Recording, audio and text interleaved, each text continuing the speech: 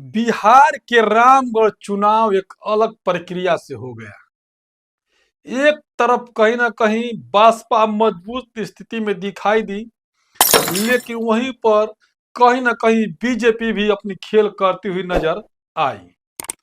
लेकिन इसका वजह क्या रहा कि आरजेडी भी पीछे नहीं रहा, लेकिन वह तीसरे नंबर पर चली गई।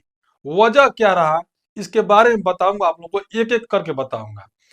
इससे पहले मैं अपना परिचय देता हूं। मेरा नाम गिरजा प्रसाद। अब देखना शुरू कर चुके हैं बदलते भारत। उम्मीद करता हूं कि आप लोग स्वस्थ और खुशहाल होंगे।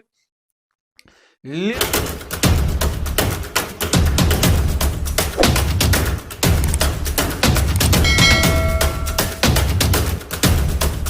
लेकिन चुनाव खत्म हो गया। जो उपचुनाव था, बाई इलेक्शन था, बिहार के जो 4 विधानसभा में चुनाव खत्म हो गया। जिस तरह से बिहार का चुनाव, जो उपचुनाव था, उस चुनाव में कहीं ना कहीं बहुजन समाज पार्टी सबसे आगे आती हुई नजर आ रही थी। लेकिन क्या वजह रहा कि एक पार्टी को एक सीट को हराने के लिए कि मुख्यमंत्री आ गए, सांसद विधायक आ गए। वजह क्या रही? तमाम लोग कमेंट कर रहे हैं, लोग सोशल मीडिया के द्वारा उस पर जो ट्रेंडिंग चला रहे हैं।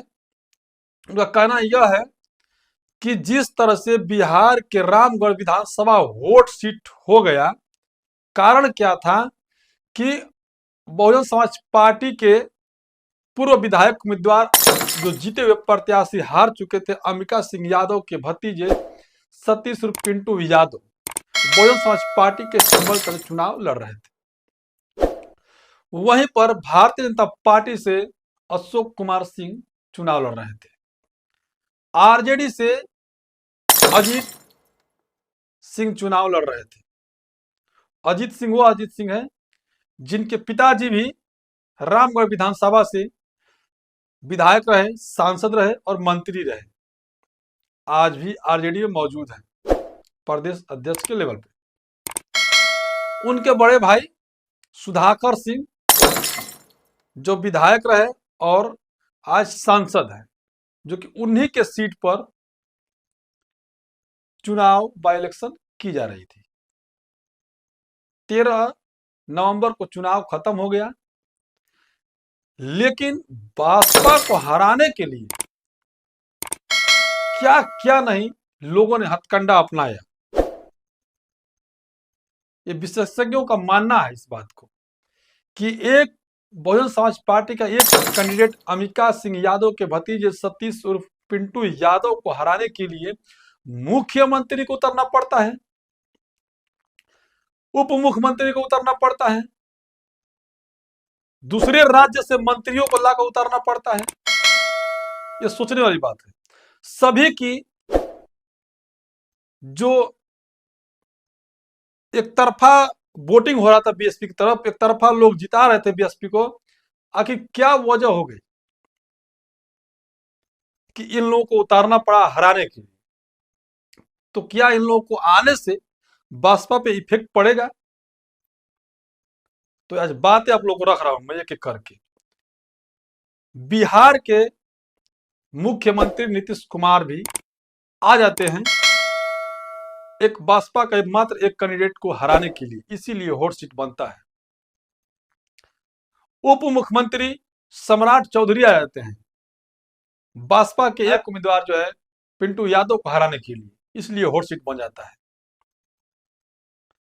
बसपा को हराने के लिए उपेंद्र कुशवाहा जो कभी गठबंधन में हुआ करते थे, उन्होंने पूरा अपनी एड़ी चोटी साख पर लगा दिए बसपा के एक विधायक को हराने के लिए।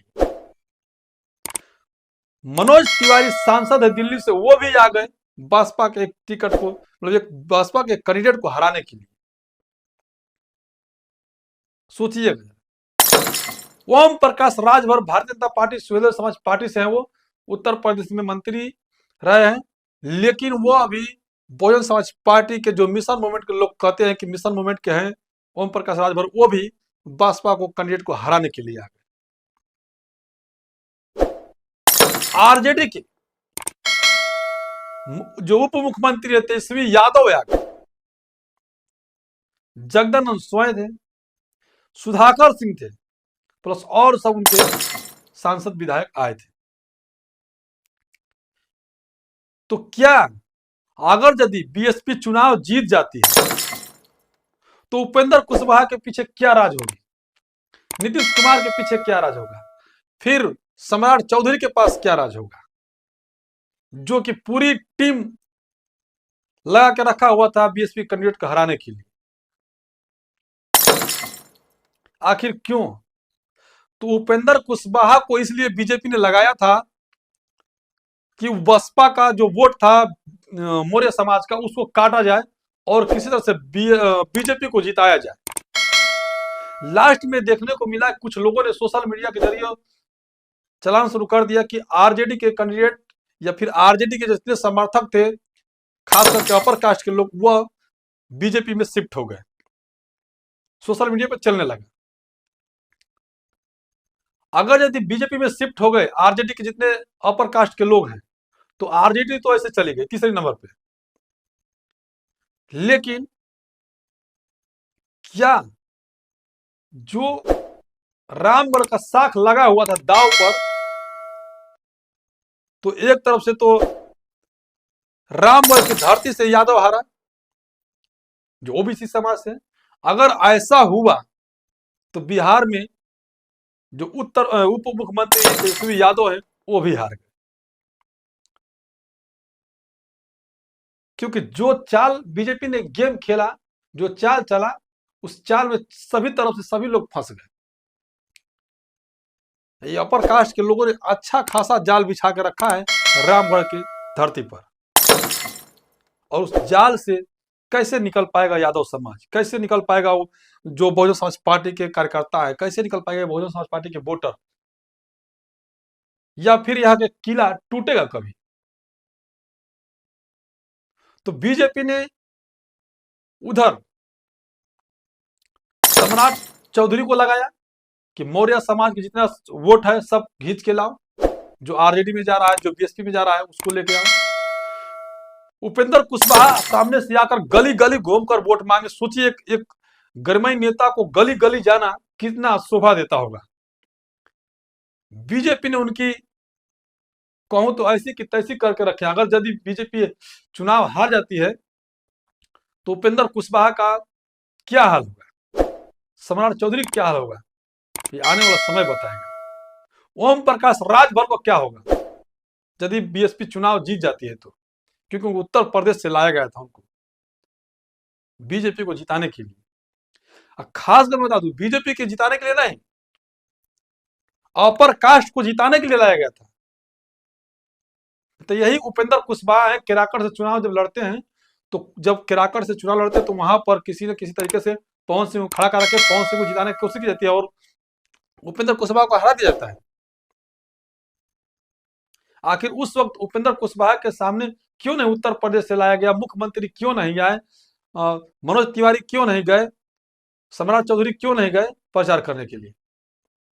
ये देखने वाली बात होगी। लेकिन एक मात्र विकल्प जो था, बहुजन समाज पार्टी जो यहाँ का किला तोड़ रहा था, उस किला को तोड़ने नहीं देने की कोशिश की जा रही है बीजेपी के लोगों द्वारा। यूं कहूं तो मौर्य समाज के और राजभर समाज के और बिंद समाज के लोगों ने ऐसा क्या किया? तमाम नेता आ गए एक किला को तोड़ने के लिए। यानी अपर कास्ट का वर्चस्व जारी रखने के लिए ओबीसी समाज अपने पैरों पर कुल्हाड़ी कैसे मार रहा है रामगढ़ की धरती पर। खासकर इसका जिम्मेदार कौन होगा? क्योंकि ओबीसी समाज में सबसे जागरूक समाज मौर्य समाज लोग होते हैं। वो समाज जो जागरूक है, वह कैसे इस बार चूक गया कि मिशन को न देख करके पार्टी को देखा, पार्टी को अगर न देखा जाति को देखा, मिशन को इग्नोर कर दिया।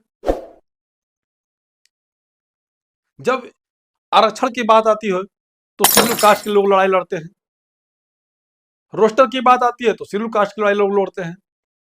हर काम को जो होता है कि वो शेड्यूल कास्ट का जिम्मा रखा है। जब वोटिंग देने का समय आती है, जब अपने समाज को आगे बढ़ाने का समय आता है, जब SC ST OBC माइनॉरिटी की हक अधिकार की बात आती है, तो फिर कहां चले जाते हैं लोग? ये सोचने वाली बात है। तो जैसे ही बीजेपी ने जाल बिछाया उपेंद्र कुशवाहा को लेकर, नीतीश कुमार को लेकर, सम्राट चौधरी को लेकर के, तमाम तरह के, मनोज तिवारी को लाया गया यहाँ पर एक सीट, केवल एक सीट को हराने के लिए। तो एक सीट को हराने के लिए नहीं लाया गया, ये केवल बसपा को हराने के लिए लाया, ये आरजेडी को हराने के लिए नहीं लाया गया, ये बसपा को हराने के लिए लाया गया था। क्योंकि वो लोग भाप लिए थे कि आरजेडी हार रही है, तब जाकर के लोगों ने बीजेपी पर जोर लगाया कि बीजेपी को ही जिता दिया जाए। पर अम्बिका यादव न जीते, यानी अम्बिका यादव न जीते, बिहार में लालू यादव न जीते। ये ना सोचे कि बसपा से कैंडिडेट था यादव तो वो यादव हार जाए। ये पूरे बिहार के यादवों का अपमान करने की कोशिश की जा रही है रामगढ़ की धरती पे। पूरे बिहार के यादवों को चेताया जा रहा है कि तुम कहीं भी रहोगे, किसी भी हालत में रहोगे, तुमको मैं जीतने नहीं दूंगा, तुमको उस ओहदे पर नहीं खड़ा दूंगा। ये पूरा बिहार के यादवों का अपमान है। अब पूरे बिहार को यादवों को समझना पड़ेगा, ओबीसी समाज को समझना पड़ेगा। जैसे रामगढ़ की धरती पर कभी भी आज तक से कभी जीतने की कोशिश नहीं हो पा रहा है कि एससी एसटी ओबीसी की इस धरती पर ओबीसी समाज जीत जाए, एससी एसटी समाज जीत जाए। केवल अपर कास्ट का वर्चस्व है। अगर यदि बीजेपी चुनाव हारती है तो सबसे बड़ा धोखा उपेंद्र कुशवाहा, सम्राट चौधरी, नीतीश कुमार के साथ होने वाला है। जन स्वराज पार्टी में मौर्य समाज के सुशील कुमार मौर्य जो है, सुशील कुमार जी, वो भी कहीं ना कहीं अगर यदि अपने पार्टी के लिए वोट नहीं खींच पाते हैं तो उनकी भी अगली बार पत्ता गोल है जन स्वराज पार्टी से। लेकिन कुछ लोगों का जो विशेषज्ञ है उसका मानना है कि सुशील कुशवाहा यदि वोट काटते हैं, मौर्य समाज का वोट लेकर आते हैं अपने पाले में, तो बहुजन समाज पार्टी के जीतने से कोई नहीं रोक सकता है। ये सारे विशेषज्ञ बैठ के अभी बातें कर रहे हैं, लेकिन ये भी बातें कर रहे हैं कि बीजेपी और आरजेडी पार्टी, बीजेपी के जो लालू यादव के जो पुत्र है तेजस्वी यादव, इन्होंने ऐसा नहीं किया, लेकिन वहां के एड़ी चोटी वहां के अपर कास्ट के लोगों ने लगा दिया और लास्ट सीमा पर वो अपर कास्ट के लोगों ने जमकर वोटिंग किया बीजेपी को। लेकिन यादव समाज भी जमकर वोटिंग किया बीएसपी को, ऐसा नहीं, जो ओबीसी समाज है वो भी जमकर किया। लेकिन इसमें कहीं ना कहीं मौर्य समाज पीछे रह गया इस बार इस चुनाव में, और इसका नतीजा जो है कि हो सकता है कि यदि बीजेपी जीत जाए तो ओबीसी समाज यहां से हार जाएगा। रामगढ़ की धरती से कभी भी नहीं ओबीसी समाज जीत पाएगा। तो इसका जिम्मेदार कहीं ना कहीं मौर्य समाज ज्यादा होगा, जो कि समझदारी का लोग पैगाम देते हैं कि पूरे भारत में सबसे ज्यादा समझदार अगर कोई है ओबीसी में तो मौर्य समाज है। तो आप लोग कैसे इस बात को देखते हैं, कमेंट का जरूर बताइएगा। पूरा वीडियो बनाने के धन्यवाद। ये बहुत चिंतन और मनन के बाद ये वीडियो बनाने की मैं कोशिश कर रहा हूँ। कई लोगों से बात करने की बात किया गया, उसके बाद इस वीडियो को मैंने आप लोगों के बीच में रखा। आप लोग क्या प्रतिक्रिया है कमेंट का जरूर बताइएगा।